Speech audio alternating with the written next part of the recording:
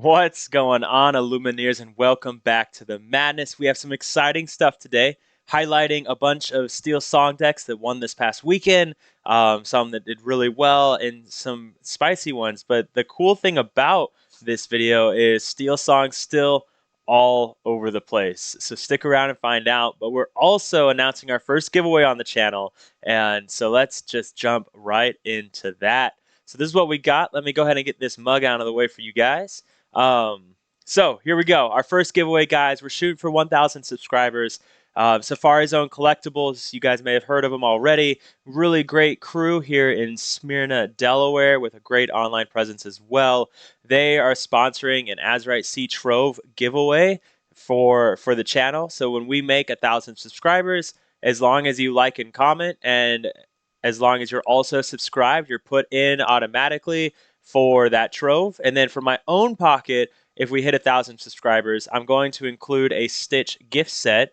And then after that, for every 500 subscribers we hit after 1K, we're going to throw in, or I'm going to throw in, an Azurite Sea playmat from my own pocket as well. So these winners are going to be announced on the 4th of November. So that's just about 2 weeks, I think. And then each winner will get one item. So essentially, I'll just draw the first one right at 1,000 subscribers. We'll go draw for the first two, which will be the trove and the gift set. And then every 500, we'll draw for the mat. And for the mat, I'll shoot you an email and pretty much ask, like, hey, which one do you want? The duck or Elsa, I believe, are the two coming out. So huge shout out to Safari Zone Collectibles for sponsoring that trove. And then huge shout out to you guys. Like, I want to do this to give back to you guys. That's the whole reason for this. You guys have been super supportive of me, so now I want to be super supportive of you all. So like and comment on this video, and then you also have to be subscribed to be entered into the giveaway. So good luck, guys. I can't wait to see who gets it. So let's talk about SteelSong builds. So our first one coming up, our first two actually are from Saucy. He's talking a lot in the 20 Lore Discord that he reached out to me with his lists, and they're both different. Now, this first, I wanted to highlight his list because he's taken two champions, I believe, and then this past weekend he ran these lists and got top four. But what I like about these is, it's kind of reminiscent of Frank Karsten when he did his write up, the one Lantern, the one Daisy. I think Frank also had the one Grab Your Swords. But we still have, and this actually might be off of a Vegas build because we see the 2 and 2, which we saw a lot of at Vegas. But we have the three piglets, and one thing that's interesting about that is you're going to see in a lot of these builds, the we're getting away from the piglets. We're realizing that we're trying to edge into that Ruby Sapphire win, but piglets just not doing it. And meanwhile, it's hurting our other matchups as well. So we're really just starting to cut that, and you'll see that in the next list as well. But just a good list, some high top end, that one random grab your swords that you're never upset to see off of Ariel into green steel. So yeah, just a good list to start us off. The bare necessities for the hand knowledge and everything, and of course, one of my favorites, the lantern. You gotta love to see it. So Saucy's next list, you'll see that he went up one Daisy, he cut the three piglets, and then threw in a Benja, and I believe he threw in the Lawrences here as well. So talking to him, I believe he said that he wants to up the Lawrences. So cut something to do that because Lawrence is just so powerful right now into red purple, into red blue, into SteelSong. Like that 4 health mark is just so oppressive for so many builds to deal with because we just don't have good removal. Blue Steel really suffers into that 4 health because they don't run Zeus's anymore. So without Zeus, they have a really hard time answering anything with 4 health because they can no longer just Tinkerbell and grab your swords. And that makes it so Blue Steel's it's a pretty good matchup for us. But no, really good list, really good run as well. And of course, he's got one more weekend to bring home even more Maribel Madrigals. So our next list is, I'll say Reclem, maybe. And he was recently in the 707 person event over in France, I believe. And he was the highest. he ended up placing the highest of all the SteelSong players. And looking at this list, I placed ninth for the record, I believe. But looking at this list, what do we see? We see two world's greatest criminal minds, which is interesting. And then we see four Zeuses, which is up from the typical three, four Naveen's, which we're not seeing a lot of. And then we only see the three Lawrences and the two Piglets. Also, no Daisies. So this list it's off the beaten path, but that, you know, it's different, so people probably aren't expecting it. They're counting your Zeuses, they're counting your Naveen's, they're counting you've inked two Cindy, so you probably don't have another, so they're not worried about a third. And it's just doing really good things in that measure. I mean, he placed ninth. Like he played 1, 2, 3, 4 on day one and probably drew twice, I think, if not three times. And then going into the next day, I mean, 1, 2, 3, 4, 5 more games. So ultimately losing to Red Blue. But the big thing I wanted to highlight here is he beat two Red Blue players. Um, Now, I don't know for sure, did they brick? How did it go? Um, but just a really good showing. You seeing the Robin Hoods, just a good line going up, and then hit him with the three piglets. And then I did talk to him a little bit. He's a big fan of World's Greatest Criminal Minds into Red Blue because it's an easy answer for Maui, an easy answer for Big Sizu, and he likes those easy answers. So he's going to keep World's Greatest Criminal Mind in this list. So good job, man. Way to just really, really represent. Really, really killer job. So our next list is Kevin McMahon. McMahon, we'll say that. Found this list on Facebook. I really wanted to highlight this one because it's different. It's very different in the sense that we see three Rapunzels. So that was the first thing that spoke to me. But after that, we see 1, 2, 3, 4, 5, 6, 7, 8 high cost cards. That's it, and excluding the four Robin Hoods.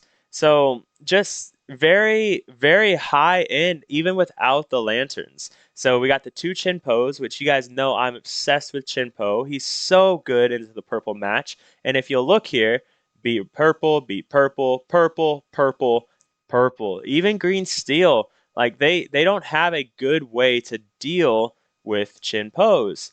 You got the Tinkerbells, and then we have the Ariel, which is so interesting because uh, she dies so easily to red, but he placed no red, so I'm sure that Ariel was a big deal in those matches as well. That dealing 3 damage, all of a sudden your Let the Storm Rage on is dealing 5, your Zeus is dealing 8. Like that's a lot. That's a lot going on there.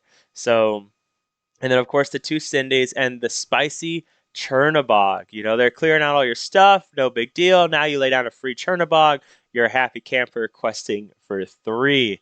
And then finally, 3 bare necessities. So, you gotta love the hand knowledge. And that's what bare necessities does. Even if you don't hit anything, you have to understand that you didn't lose by not hitting a song or a non-character. You won still because you get to see their hand, and now you can play around whatever they have there. Maybe you were debating playing the Tinkerbell versus the Chinpo, but now you know, like, oh, they have all these bounces, they have the Maui. I need to play the Chinpo first. Whatever it may be. So that hand knowledge is just incredibly important. And then the one grab your swords to just that random spice, that random. You have to be prepared that I have this grab your swords.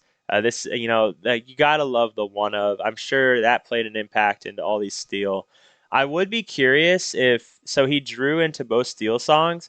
If ultimately on the draw, all of these big cost cards just is what lost him the game because he was never able to play them because he probably just died before he could get them down. Especially if he was running against more aggro esque steel song players with the four daisies, the piglets, maybe so on and so forth. Because these are great, but if you're dead before you can play them, then it doesn't really matter. His loss, he did take second. He did say his loss after 6 rounds of Swiss. 1, 2, 3, 4, 5, 6 rounds of Swiss.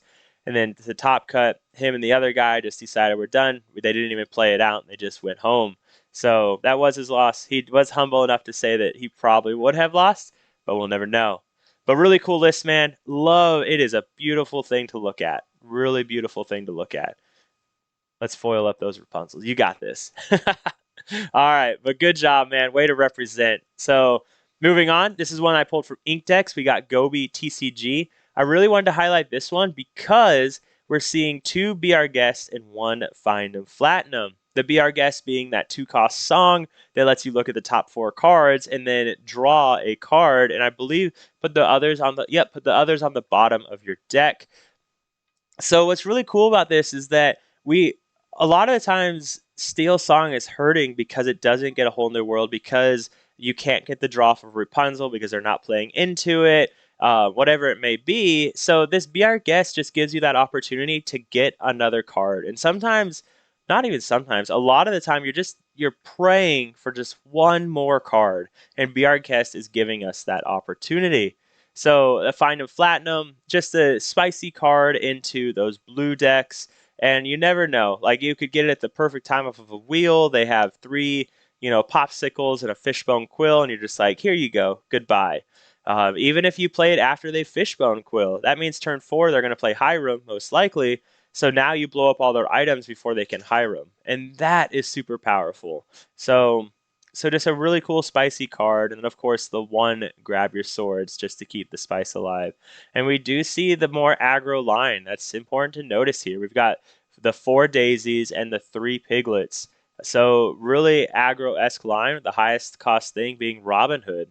So, oh, nope, I lied. Cinderella. Sorry, Cindy. I forgot you were down there. But good job, Gobi. Way to kill it. I think it was a 29 person event. So 5 rounds of Swiss. Good job, man. So our next one, Rockstar, with this beautiful thing he's got going on here. Let me come on, there we go.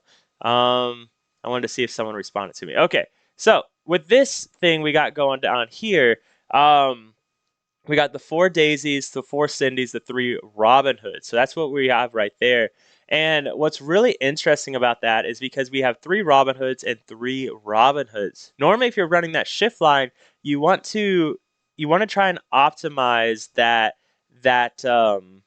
ability to see your shift line. And he's like, nope, I'm going to make room for other stuff. For example, 2 aerials. All right. So seeing more of those aerials that we haven't been seeing at all. And then 2, when will my life begin? Oh, that's not English. These aren't English cards. Oh my god. Okay, these aren't English cards. Okay, so I believe it's When Will My Life Begin? And essentially, when you play that card, I believe it's a song. Your opposing character can't challenge next turn, and you get to draw a card. So it's a lot like Be Our Guest. Instead of choosing though, you're just drawing one card, and so you get that one draw. And them not being able to challenge can be really, really effective. So you got that. You got the 4 Lawrences, the Find 'em Flatten 'em to really just say, nope. Again, the spicy tech for the other steel matchups. So for this list, you're really hoping you don't see red, but at the same time, you're prepared to see red with the 4 daisies, the 4 Lawrences, the 4 Smees. So just a good lineup to say, I'm ready for anything. And then, of course, my boy, Chin Po. He's got some big butts here, Rockstar. The two aerials, the 2 Chin Pos. You are ready to get those Rapunzel heels. I like the list, man. Really good job. I'm gonna have to get my hand on some non-English cards as well. But good job, man. Way to go. So our next one we have Markoth. He did not place first. He made top 8 and then lost in top 8. But I wanted to highlight this one because he played so many red purples. We're seeing red purple really make a comeback because it's not bad into red blue. It's not favored like it used to be anymore, but it's not bad into red blue, especially if you're running like a Jim Hawkins variant, something like that. You're running the Tremaines. You're in a really good position to beat red blue. So, and then where we're seeing blue steel kind of making a comeback, you're in a good position to beat blue steel as well.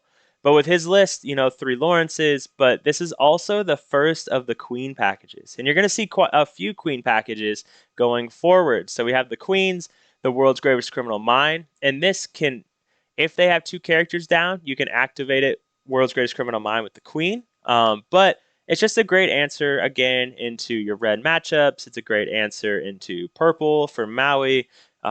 Even big hand Sisu, or not big Sisu, but hand Sisu. And it's also a great answer for the big Clarabelle, being a 5/6. So just there's more options than there was before, and when you run Queen, the opportunity is always there, and it's inkable. So there's always that as well. We see the two piglets as well. So just a good showing into so many red purple.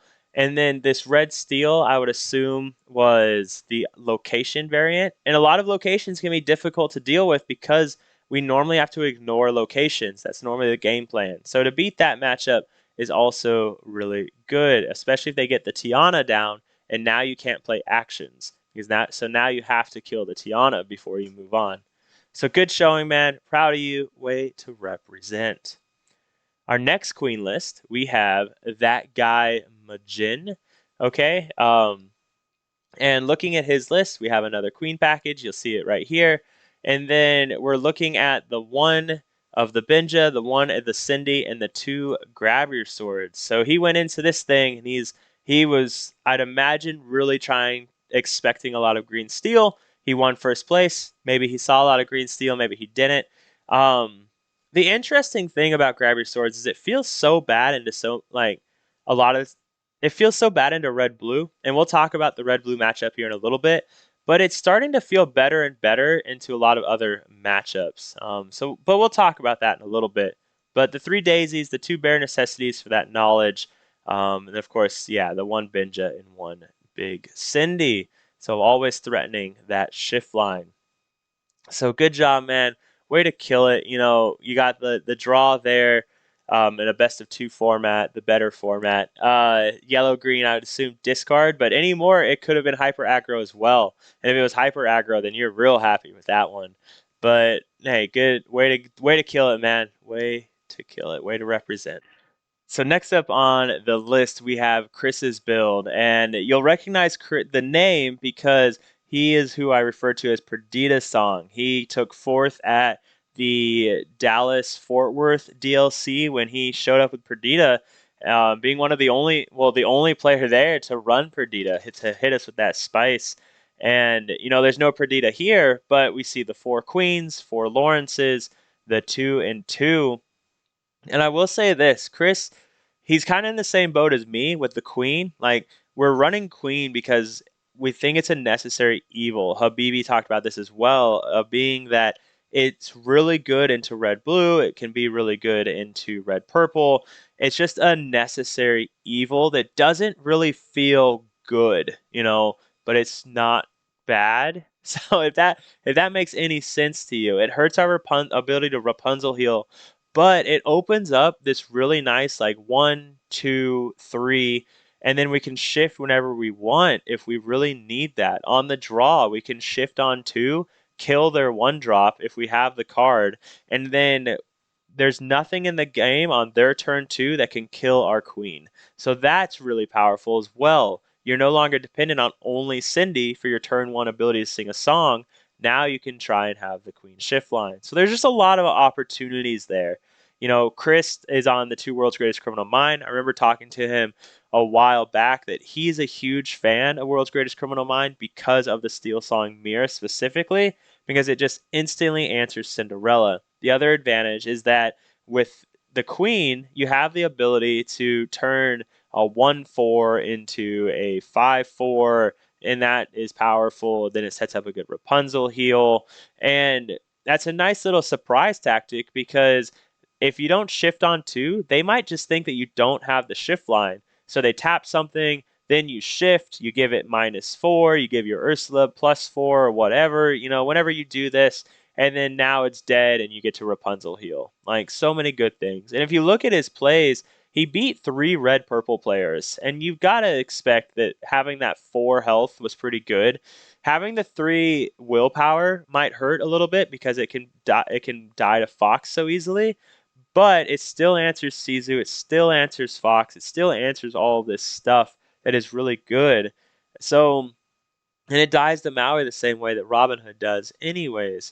So a lot of good, and then he took first place with it. So you know it's doing good things. It's doing what you want it to do. It's not good, but it's not bad. It's possibly necessary. That's kind of where we're at with it.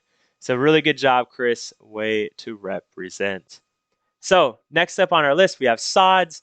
This is an interesting list because I believe he took the, if you guys recognize this list, you'll notice it looks a lot like Wochuck's, another prominent SteelSong player that he harp song, right? He created harp in SteelSong essentially. He's the one that ran Gaston for a long while. And I believe what he did is he simply just, I can't remember Wochuck's off the top of my head, but I think he just cut two Gastons for two Navines. Sods did in this case. But looking at it, he's running the Nalas that Wochuck said is really good because it just gives you another one drop. The one big Cindy, four Lawrences, four bare necessities. And I think I mentioned it earlier, bare necessities, that hand knowledge is just so important. Do not undersell the ability to know everything in your opponent's hand. Okay, it's just so good. So just a good list, man. This is going to be one of those lists it's a consistent list. It's a tempo SteelSong list. So good job. Way to represent. Next up, this is not really a SteelSong list, but he's playing it in a way to, well, hey, let's talk about it. So he had two lists that he didn't win. He didn't take any championships with it, but he's consistently placed top four with something that's very off meta. So I wanted to highlight it in this video. And the reason I did is because of the mine. In the mine, he's playing like playing other songs. Essentially, he's playing these characters, he plays the mine, and then when he plays the dwarfs and moves them, he gets to deal 2 damage. So it's kind of like he's running a whole bunch of Let the Storm Rage on. But this is his list he recommends if you have a lot of red in your local meta, a lot of red blue, and you're just trying to get those locations down and you're trying to just aggro them out. But you got the Rapunzel's Tower, which is going to be really good into the purple decks, and the Lilos, the Daisies for the early aggro, the Smees, and the Donalds, of course. You'll notice no piglets, but he said that John Silver's is just way, way, way better than piglets ever have served him because of all these locations. And the nice thing about this list is he says that most of your steel matchups are just a buy. As long as you can see Rapunzel's Tower, there's just nothing they can do. There's no way for them to get rid of any of your characters because they're just so beefy. They're so big that Rapunzel's Tower giving +3 willpower is just unbeatable for most steel lists. Your Smee can live forever. And then, of course, we have the draw from When Will My Life Begin as well. So just a cool, spicy list. So good job, man. I'm sure that championship, Matt, is very near in your future. And then the last one on here is Jace. And Jace's list is really neat because if you look at it, both shift lines. All right. I haven't seen any double shift lines lately. It's just not something you see anymore. It makes your mulligan very difficult because now you're trying to get two different shift lines and you don't know which one you want because of the when you're going in blind. So it's just really neat. Look at all these one drops. You got 4, 8, 9, 10, 11, 12, 13, 14 one drops, 2 Lawrences, 3 Petes because you just have to make room, and then a smash Rise of the Titans. All right, it's going in and saying screw your location. All right, screw your item. I don't want it. I don't need to see it. I don't want to see it. So, but that does bring up a good point. Another cool thing about Queen is it can make it really easy to take out locations. Now, is that what I recommend? I generally recommend just ignoring locations and racing them. But if you're really worried about it, then all of a sudden your queen can now take out your queen plus a Smee can take on a queen's castle. Your queen plus a Lawrence can take on a library. If you're really that worried about locations, the queen can answer those for you. So good job, Jace. Way to represent. Super amazing guy in the community. You'll see him posting on Facebook all the time. So really good guy. Really proud of you. And way to kill it, man. Way to represent. So what are our takeaways? What is what can we do with what we've learned this week? Well, one thing, no flutes. Two things, no chickens. All right, we're talking the rooster. When you play a song, you gain one lore. Alanadale. There we go. No lanterns. We saw one list with one lantern, and he cut that one lantern. Lanterns are just they're just a little slow for what we're trying to do. The flutes, because of things like Hideaway and Cusco, it unfortunately just we're just losing that card into red blue. Now you may be able to sneak by it because they'll see SteelSong and they'll be like, "Oh, no items, I'll ink it," which you could sneak it then because they don't normally only run two ways to get rid of both of those, or they only normally run two hideaways or two Cuscos or one of each. So that could be a good opportunity. If your local meta is a lot of red purple though, then maybe you do run flutes because it really makes that matchup very easy running flutes. So that could be, you have the advantage in your local meta to know what you're going into. So keep that in mind. Do not give up on flutes just because no one else is playing them. If you know your local meta, then throw the flutes in there, all right? Because you have nothing to lose by doing it. Or go back to this screen. Um, but what are some other takeaways? A lot of us have been trying to figure out how do we edge into the Ruby Sapphire match to make it feel better, but yet not lose our other matches. And we're realizing that you really can't, okay? The more we edge into the red-blue matchup to still not even be a 50-50 win rate, the more it hurts our other matchups. So a lot of us are trying to look at it now and be like, you know what? Let's just guarantee we win everything else and make it really easy for ourselves and hope we dodge red-blue. And that's one way to go about it. I do think that throwing in queens is a way for us to edge into red-blue without necessarily hurting our other matchups. So don't sell that out. Don't sell that short. Definitely give the queens a try. I've been trying it a little bit more, and I have to admit it's different and it's not bad. It just feels strange, but I think it's good, if that makes any sense at all. Um, some other things, SteelSong, it's all over the place. If you guys are going to Seattle, do not expect to see the same list anywhere. What we're realizing right now is that you can run literally any version of SteelSong and be okay. Maybe you'll see a bunch of Rapunzel's Towers because they're ready for the SteelSong and they just want to win it and they want to have an easy way to win that match. Maybe you see Pride Lands because they're like, you know what? I'm going to make it so Green Steel can never kill any of my stuff and I'll get that passive lore because Green Steel can't really afford to attack locations. And so you just get that passive lore. So don't sell anything short when you're going into these SteelSong lists because they are all over the place. And that's what we've learned these past couple of weeks. SteelSong is everywhere. And it's still strong into 90% of the meta with its one glaring weakness.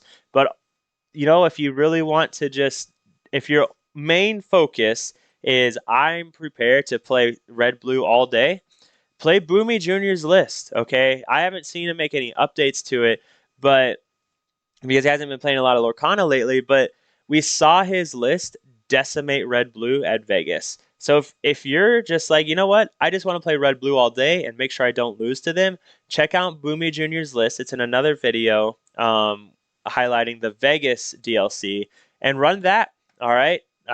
Give that a shot. Give it some practice before Seattle because it is more of an aggro build. But he had nothing but good things to say about how good he felt into the red-blue matchups.